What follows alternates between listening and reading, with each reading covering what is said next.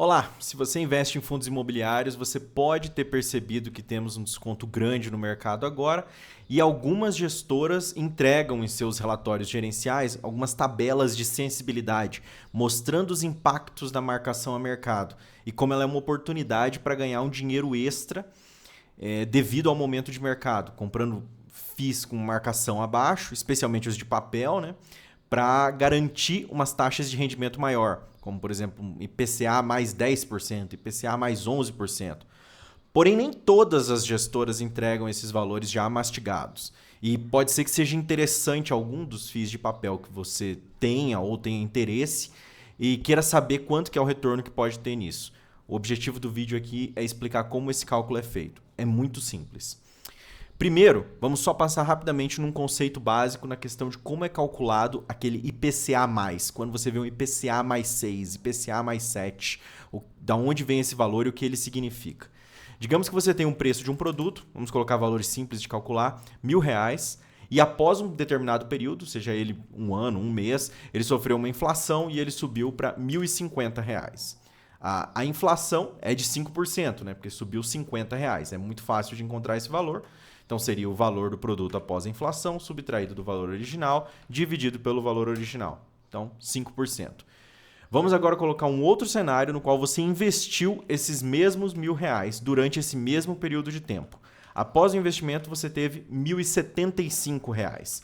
Então, fazendo o mesmo cálculo da inflação para saber o yield desse investimento, nós chegamos num valor de 7,5%.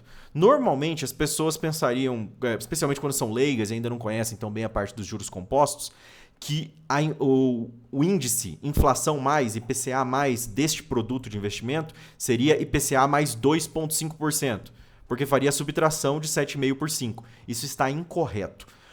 Nós temos essa equação aqui abaixo que mostra a taxa de juros real, a taxa de juros da inflação e a taxa de juros aparente, que te determina o valor correto. Como que você chegaria no valor que seria realmente o yield que estaria prefixado a esse índice? Da seguinte forma, nós podemos utilizar aqui os juros aparentes seriam o yield desse nosso investimento, 7,5%. Então, 1 mais a taxa de juros aparente, dividido por 1 mais a taxa de juros da inflação,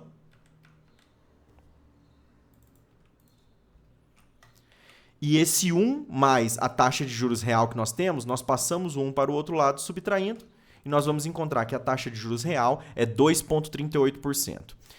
A gente teve essa introdução só para ficar mais claro a questão dos retornos sobre essa inflação real. Então, quando você vê um IPCA mais 5, é dessa forma que ele é calculado. Ele não é só uma subtração, só uma soma. A inflação é 5%, você soma mais 5 e o retorno é 10%.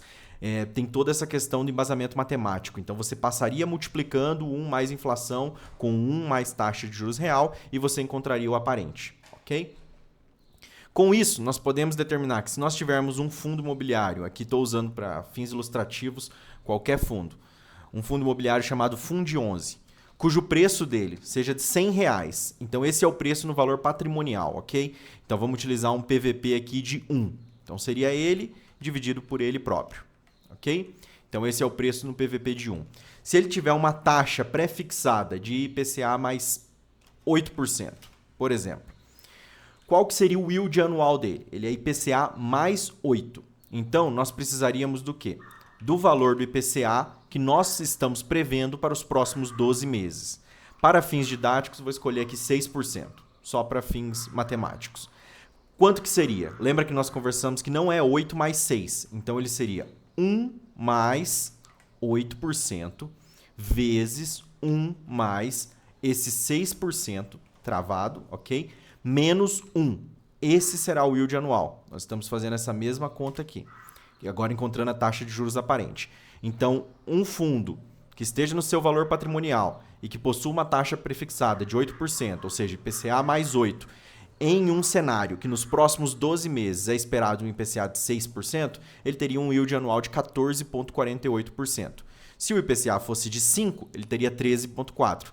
Veja que em ambos os cenários não é só uma soma, é uma multiplicação. Beleza. Este é valor para o VP. O que aconteceria se nós tivéssemos uma cotação A menor? Digamos que ela seja R$90. Okay?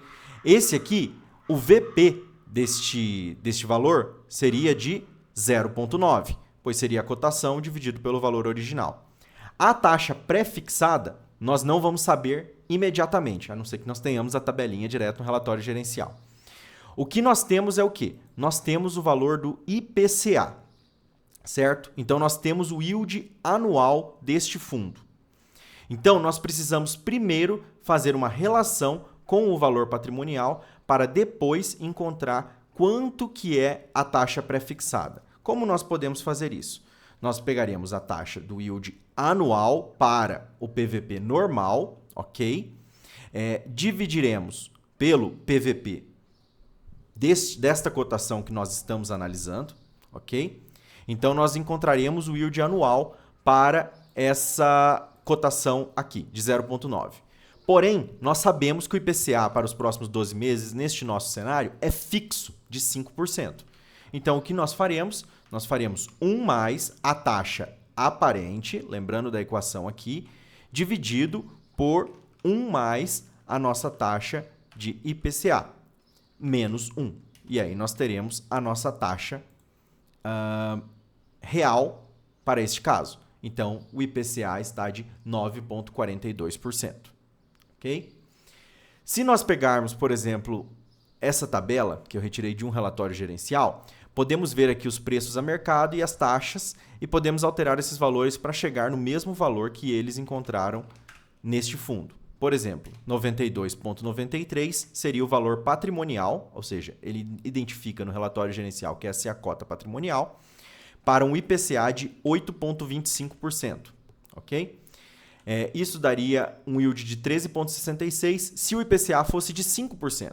Porém, podemos ver aqui que ele utilizou um IPCA estimado de 5,31% ao ano.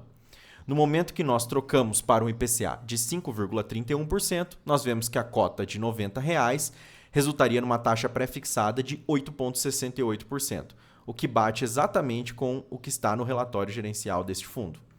Para R$ 90 temos 8,68%, IPCA mais 8,68%. E assim, na mesma planilha, pode ser utilizado para outras cotações, né, se for desejado, e pode-se verificar que todos os valores serão correspondentes. Basta arrastarmos para baixo da forma que nós criamos a equação. Então, aqui nós podemos ver IPCA mais 9,49, IPCA mais 9,32.